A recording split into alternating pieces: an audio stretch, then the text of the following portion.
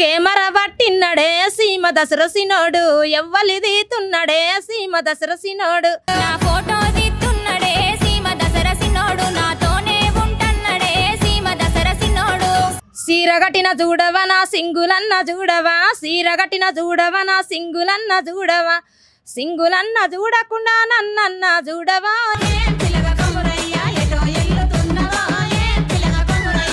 Hey hi hello నమస్తే welcome to our channel. So అంటే ఎక్కడ చూసినా ఈ మధ్య ఏ సాంగ్ ఏ పెళ్ళిళ్ళలో విన్నా ఎక్కడ చూసినా సాంగ్స్ మాత్రం బాగా ట్రెండ్ అవుతుంది. ఏ సాంగ్స్ ఫోక్ సాంగ్స్ అనమాట. సో ఫోక్ అనేది చాలా ట్రెండింగ్లో ఉంది. సో ఆ ఫోక్ సాంగ్స్లో ద మోస్ట్ సీనియర్ సింగర్ అని చెప్పుకోవచ్చు ఈవిడ ఉషా గారు. ఆవిడ మనతో ఉన్నారు. ఆల్మోస్ట్ 100+ సాంగ్స్ పాడారంట. ఒకసారి ఆవిడతో మాట్లాడి కనుక్కుందాం. సో హాయ్ ఉషా గారు, ఎలా ఉన్నారు? నమస్కారం. నమస్కారం అమ్మ. సో 100 పాటలు పైగా పాడారు కదా మీరు? 150 సాంగ్స్ పాడారు. ఓకే, అన్నీ రిలీజ్ గానే ఉన్నాయి, కొన్ని రిలీజ్ అయ్యాయి. అవునా? ఫస్ట్ మీరు ఇప్పటివరకు 150 సాంగ్లు పాడారు. అందులో ఫస్ట్ పాట పాడింది ఆ సాంగ్ ఏది? ఫస్ట్ పాట అంటే బిస్ బిస్ బిల్లల సీర వేరే స్టూడియో వేరే దగ్గర పాడారు. సో అసలు ఫోక్ ఎలా స్టార్ట్ చేశారు? ఎక్కడ మొదలు పెట్టారు మీరు? ఎక్కడంటే నేను రాజమందిర్లో అప్పుడు పని చేస్తుంటే, రైల్వేలు పని చేస్తుంటే భీమవరంలో. అప్పుడు యూట్యూబ్లో కనకవ్వ వాళ్ళందరూ పాటలు పాడుతుండ్రి. పాడితే నాకు అప్పుడు పెద్ద ఫోన్ కొనిచ్చారు మా చెల్లె వాళ్ళు. పెద్ద ఫోన్ కొనిస్తే అవ్వలాక నేను వాడాలి అందరు అవ్వ కనకవ్వ ఎంత మంచిగా వాడుతుంది, నేను కూడా సింగర్ కావాలి, నా దగ్గర గిన్ని పాటలు ఉన్నాయని ఫోన్ చేసి చెప్పిన. సో అలా ఫోక్ జర్నీ స్టార్ట్ చేశారు.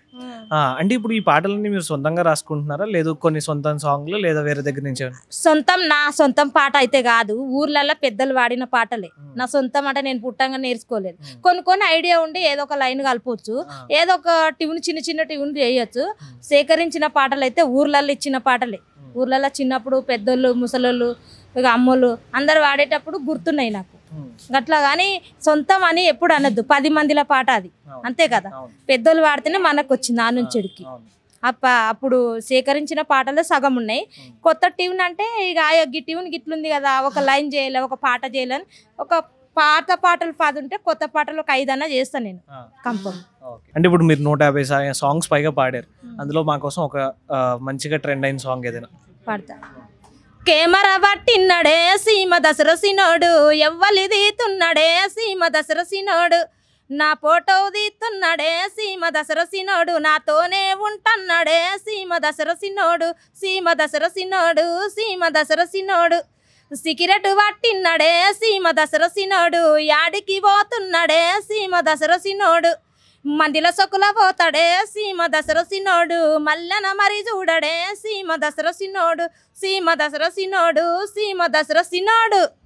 ఇంకొకటి చాలా బాగా పాడారు, ఇంకొకటి ఏదైనా?